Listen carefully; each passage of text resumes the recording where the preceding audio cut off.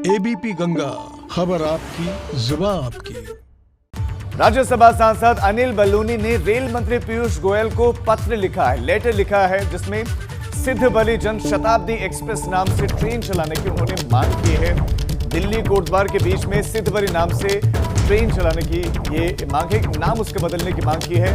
Purnagiri Janshatabdi express नाम से भी ट्रेन चलाने की मांग की। तो और हमारे साथ इस वक्त राज्यसभा सांसद अनिल बलूनी जी जुड़ गए हैं। अनिल बलूनी जी, एबीपी गंगा पर बहुत स्वागत है आपका। जो चिट्ठी आपने लिखी है रेल मंत्री को, हम चाहते हैं कि आप दर्शकों को बताएं क्या मांग की है आपने उसमें। नहीं, जैसा कि आपने अभी कहा कि रेल चलाने की मांग की है और नाम बदलने की, दोनों ही बात नहीं है।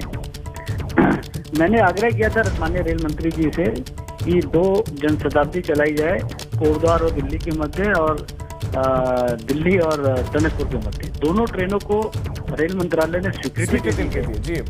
और अब मैंने उनसे आग्रह किया है कि दोनों ट्रेनों का, क्योंकि कोटद्वार में बाबा सिद्धबली की बड़ी कृपा है और लोगों की श्रद्धा है, वो वहाँ के रक्षक हैं कोटद्वार के। तो मैंने कहा कि बाबा सिद्धबली के नाम से सिद्धबली एक्सप्रेस, जनशताब्दी एक्सप्रेस नाम हो तो अच्छा रहेगा। सोशल मीडिया में भी और मेरे ट्विटर, फेसबुक पे भी बहुत लोगों ने इस तरह के सुझाव मुझे दिए थे। और इसी प्रकार से जो टनकपुर और दिल्ली के मध्य जनशताब्दी चलने वाली है, उसका नाम पूर्णागिरी जनशताब्दी एक्सप्रेस रखने की मैंने मांग की है। अनिल जी, जो बात आप कह रहे हैं हम भी यही कह रहे थे, हमारे कहने का मतलब यही था कि नाम जो है उसकी यही मांग की जा रही है। अनिल जी, चूंकि आप जो भी बीड़ा आप उठाते हैं, जो भी कदम आप उठाते हैं, वो ऐसा होता है 100% ऐसा लगता है कि वो हो जाता है। तो हम ये मानकर चलें कि दोनों ही जनशताब्दी एक्सप्रेस का नाम अब बदल जाएगा, एक का पूर्णागिरी हो जाएगा तो दूसरा का सिद्धबली हो जाएगा। की बात ही नहीं है राजीव जी, बाकी है और नाम बदलने के, नाम रखा जाना है। तो मैंने आग्रह किया रेल मंत्री जी से कि दोनों का नाम ये रखा, सिद्धबली जनशताब्दी एक्सप्रेस और पूर्णागिरी जनशताब्दी एक्सप्रेस रखा जाए। और आपको अगर ध्यान होगा कि माननीय रेल मंत्री जी की बड़ी हम लोगों पर कृपा रहती है, उत्तराखंड के लोगों पर। और उन्होंने पहले हल्द्वानी से देहरादून के लिए एक जनशताब्दी चलाई थी, उसका भी जब हमने आग्रह किया था उनसे कि नैनी दून जनशताब्दी एक्सप्रेस रखा जाए, तो उन्होंने उसको शायद स्वीकार भी कर दिया था। इसी प्रकार से मेरा आग्रह है उनसे कि इन दोनों ट्रेनों का भी नाम रखा जाए। बाकी तो रेल मंत्रालय को निर्णय लेना है, लेकिन मेरा ये आग्रह था जो मैंने उनको प्रेषित किया है। सर, मेरा एक आखिरी सवाल आपसे है कि आप बहुत सारी सौगात उत्तराखंड को अलग अलग रूप में देते रहे हैं अभी, अब आने वाले दिनों में आप क्या देने वाले हैं? क्या विजन, क्या प्लान, क्या क्या सोचा है आपने, वो भी आप दर्शकों को बताते चलें। देखिए राजीव जी, आप अगर जिस दिन मैं राज्यसभा का सांसद बना था, अगर उस दिन का आप अपना मेरा जो प्रेस कॉन्फ्रेंस है, अगर उसको निकाल के आप देखेंगे तो आपको मेरा पूरा का पूरा जो मेरी सोच है वह स्पष्ट हो जाएगी। मैंने उसी दिन कहा था कि ना मैं माला पहनना चाहता हूँ, ना ही मैं स्वागत कराऊंगा, ना ही मैं होर्डिंग पोस्टर लगाऊंगा, ना ही मैं अपने सांसद निधि के कामों के रिबन काटूंगा। और मैंने ये कहा था कि जिस दिन मेरे राज्यसभा के सांसद का टर्म पूरा होगा, उत्तराखंड की जनता मुझे उस दिन आशीर्वाद जरूर दे। और मैं इतना काम करना चाहता हूं कि उत्तराखंड के लिए 24 घंटे, तो उत्तराखंड के विकास के काम, उत्तराखंड के लोगों के दुख दर्द के काम मैं पूरा करूं। मैं आपको कहना चाहता हूं, क्योंकि मैंने लोगों से शेयर नहीं किया है और आगे भी ये चीज़ शेयर नहीं करूंगा, लेकिन 2021 का मैंने मन में एक संकल्प लिया है। मैंने कुछ बड़े कामों का संकल्प लिया है। बाबा सिद्धबली और माँ पूर्णागिरी मेरे को जरूर मदद करे इसमें, कि जो 2021 का मैंने संकल्प लिए कुछ बड़े कामों को उत्तराखंड के लिए, उनको पूर्ण करें। समय आने पर मैं आप लोगों को उन कामों के बारे में आपको अवगत कराता रहूंगा। अनिल बलूनी जी, आपने एबीपी गंगा के लिए वक्त निकाला, बहुत शुक्रिया आपका एबीपी गंगा के साथ। तो अनिल बलूनी, राज्यसभा सांसद, बीजेपी राष्ट्रीय महासचिव, उन्होंने ये जानकारी दी। उन्होंने ये बताया कि क्या प्लान है, हालांकि ये नहीं बताया कि क्या क्या करने वाले हैं, लेकिन प्लान बहुत कुछ है। 2021 में कुछ बड़ा जरूर करेंगे। इसके साथ साथ जो ये एक्सप्रेस, जो कि खुद उन्हीं की वजह से उत्तराखंड को मिली, उनका नाम बदलने का आग्रह उन्होंने खुद किया। उत्तराखंड में कल कोविड की वैक्सीन का ड्राई रन होने जा रहा है और ये ड्राई रन हर जिले के 10 बूथों पर रखा गया और इस दौरान स्वास्थ्य विभाग कोविड वैक्सीन को लेकर अपनी तैयारियों को परखेगा। तो कोविड वैक्सीन का जो ड्राई रन हुआ है वो अब तक सिर्फ देहरादून में हुआ है और अब उत्तराखंड के सभी जिलों में ये ड्राई रन होगा और ये ड्राई रन हर जिले के 10 बूथों पर रखा गया है। 10 बूथ हैं इसके लिए चिन्हित हैं, उन 10 बूथों पर ये ड्राई रन होगा और इस दौरान स्वास्थ्य विभाग की तैयारियां भी परखी जाएंगी कि स्वास्थ्य विभाग तैयार कितना है। अब ये बड़ी चुनौती होगी क्योंकि देहरादून में ज़्यादा संसाधन है, ज़्यादा अच्छी कनेक्टिविटी है। अब रुद्रप्रयाग, चमोली, पिथौरागढ़, पौड़ी, जो पहाड़ी क्षेत्र हैं, जो दूरस्थ क्षेत्र हैं, जो जहाँ पर पहुँचना बड़ा मुश्किल है, जहाँ पर चीज़ें उतनी अच्छी अभी नहीं हैं, वहाँ पर स्वास्थ्य व्यवस्थाओं का परीक्षण असली होने वाला है। रुद्रपुर में कोरोना वैक्सीन को लेकर स्वास्थ्य विभाग ने तैयारियां पूरी कर ली हैं। स्वास्थ्य विभाग ने खटीमा से लेकर जसपुर तक के अस्पतालों में वैक्सीनेशन सेंटर्स बनाए हैं। जिले में 28 वैक्सीनेशन सेंटर्स बनाए गए हैं जिनमें कोरोना की वैक्सीन लगाई जाएगी। 8 जनवरी को कोरोना की वैक्सीन का ड्राई रन किया जाएगा जिससे कि वैक्सीनेशन के समय किसी भी तरह की कोई परेशानी ना हो।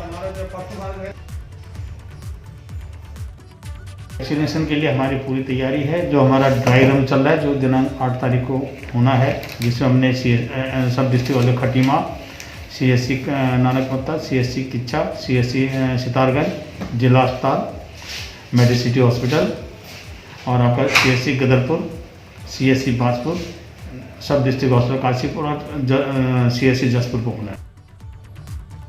तो निर्देश भी दिए गए हैं, सभी को तैयारियां दुरुस्त रखने के लिए कहा भी गया है और ये कहा जा रहा है कि सब तैयार भी हैं।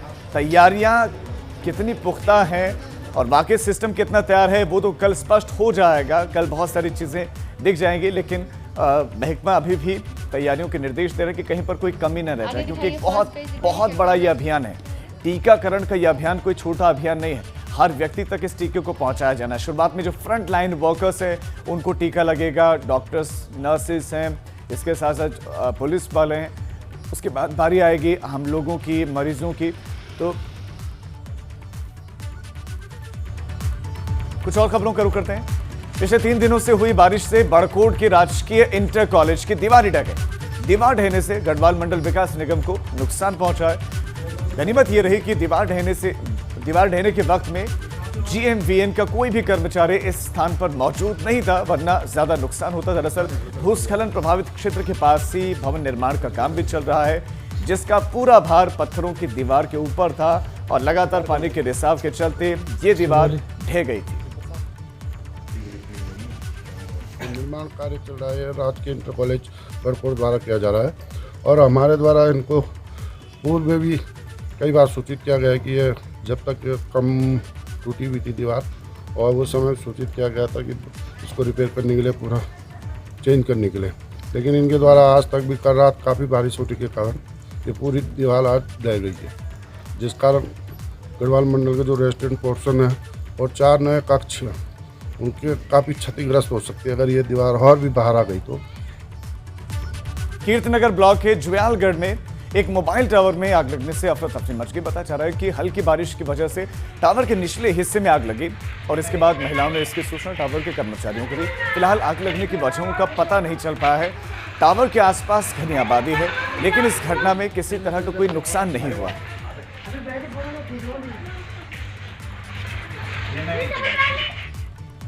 विकासनगर चक्राता में बर्फबारी देखने को मिली। यहाँ पर मोइला टॉप में बर्फबारी हुई। चक्राता का मोइला टॉप बड़ा फेमस है, यहाँ पर सैलानी पहुँचते हैं और सैलानी यहाँ पर बर्फबारी का मजा लेते हुए दिखाई दिए हैं, लुत्फ उठाते हुए नजर आए हैं। तस्वीरें विकासनगर चक्राता की हैं। बेहद खूबसूरत नज़ारा देखने को मिल रहा है। बर्फबारी के बाद जो बुग्याल हैं बेहद खूबसूरत, और बुग्यालों से पहाड़ों का नज़ारा और भी खूबसूरत।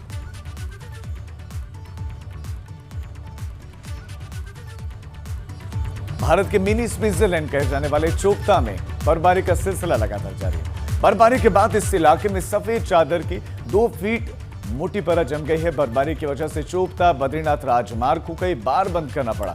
बर्फबारी के बाद इलाके में ठंड का प्रकोप बढ़ गया है। बावजूद इसके बड़ी संख्या में देश के अनेक हिस्सों से पर्यटक बर्फबारी का आनंद लेने के लिए चोपता पहुंच रहे हैं। जेसीबी मशीन वहां लगवाई गई है, जिसके जरिए बर्फ को सड़क से साफ किया जा रहा है। वहीं प्रशासन की तरफ से गाइडलाइंस भी जारी की गई, जिसमें बिना सलाह के ऊंचाई वाले स्थानों पर जाने से मना किया गया है। खासकर जिन मरीजों को सांस, शुगर और हार्ट की बीमारियां हैं, उन्हें इलाके में जाने से उन्हें ना जाने की अपील की गई है।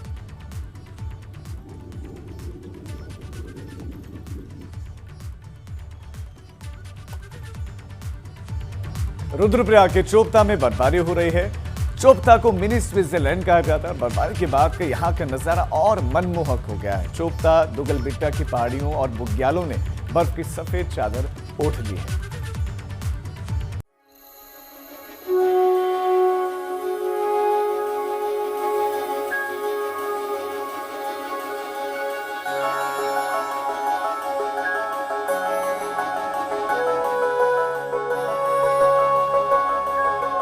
मौसम की करवट लेते ही चोपता में हर ओर बर्फ बिछ गई है।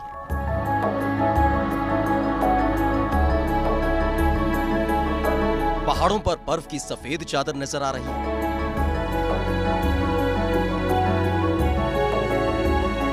नजारा ऐसा मानो धरती पर स्वर्ग उतर आया हो। चोपता दुगलबिट्टा की पहाड़ियों पर मानो बर्फ का बसेरा है। पहाड़ियों पर हर ओर बर्फ ही बर्फ नजर आ रही है।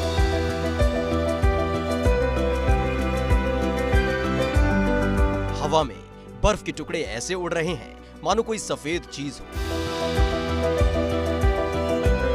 इसी खुशनुमा एहसास के लिए चोपता में देश के कोने कोने से सैलानी आते हैं। पहाड़ों में बनी इन हाइट्स की छतों को ऊपर से देखिए कैसे बर्फ जम गई है। बर्फ की मोटी सी चादर जम गई है जिससे इन हाइट्स की खूबसूरती और निखर गई है।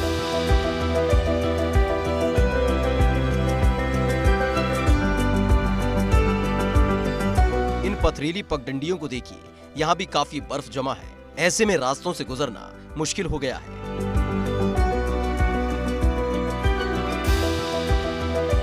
चोपता इतना खूबसूरत है कि इसे मिनी स्विट्जरलैंड कहा जाता है। अगर आप स्विट्जरलैंड नहीं जा सकते हैं तो उसकी जैसी खूबसूरती का लुत्फ देवभूमि आकर उठा सकते हैं।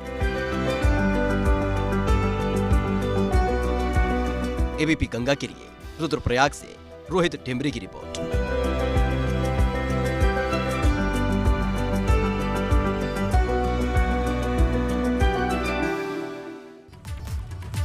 अब आगे बढ़ते हैं। टिहरी में बर्फबारी के बाद से एक तरफ पहाड़ों पर बर्फ की सफेद चादर दिख रही है तो वहीं इससे आने वाले दिनों में लोगों की मुश्किलें बढ़ सकती है। घनसाली विधानसभा के भारत तिब्बत सीमा से सटे हुए गंगी में सबसे ज्यादा बर्फबारी हुई। सीमांत गांव के घर, मकान, खेत खलिहान सब बर्फिस्तान में तब्दील हो गए। सीमांत गांव गंगी का जिला मुख्यालय समेत मुख्य बाजारों से संपर्क पूरी तरह से कट चुका है।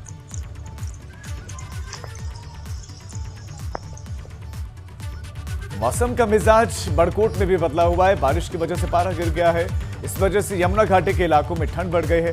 हालांकि आज धूप निकली हुई है मगर ठंड फिर भी है। लोग सर्दी से बचने के लिए अलाव का सहारा ले रहे हैं। ठंड से बचने के लिए लोग सुबह और शाम अंगीठी जला रहे हैं या फिर हीटर का सहारा ले रहे हैं।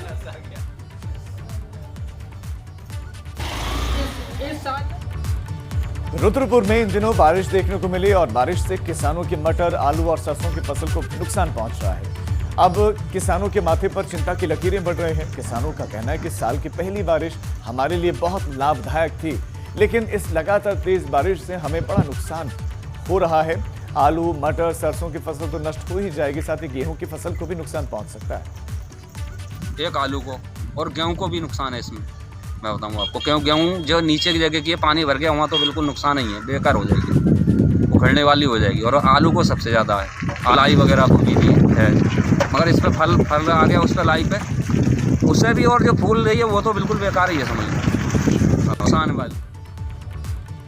इंडियन एडवेंचर फाउंडेशन और ट्रैकर्स ने उत्तरकाशी में 12,500 फीट की ऊंचाई पर बर्फ के बीच में तिरंगा फहराया, जिसकी लंबाई 95 फीट है। साथ ही ट्रैकर्स ने इस समिट को कोरोना वॉरियर्स के सम्मान में समर्पित किया। आपको बता दें कि नेशनल लेवल ट्रैकिंग प्रोग्राम का आयोजन किया गया था, जिसमें ओडिशा, पश्चिम बंगाल, महाराष्ट्र जैसे राज्यों से ट्रैकर्स शामिल हुए। सभी ट्रैकर्स सांकरी से 24 किलोमीटर ट्रैकिंग के बाद केदारकांठा पहुंचे थे।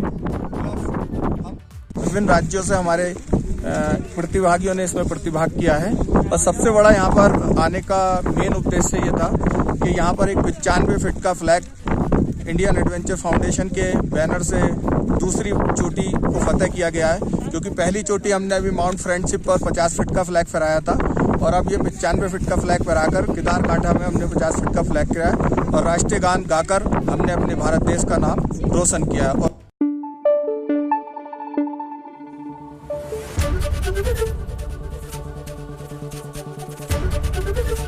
एबीपी गंगा, खबर आपकी, जुबान आपकी।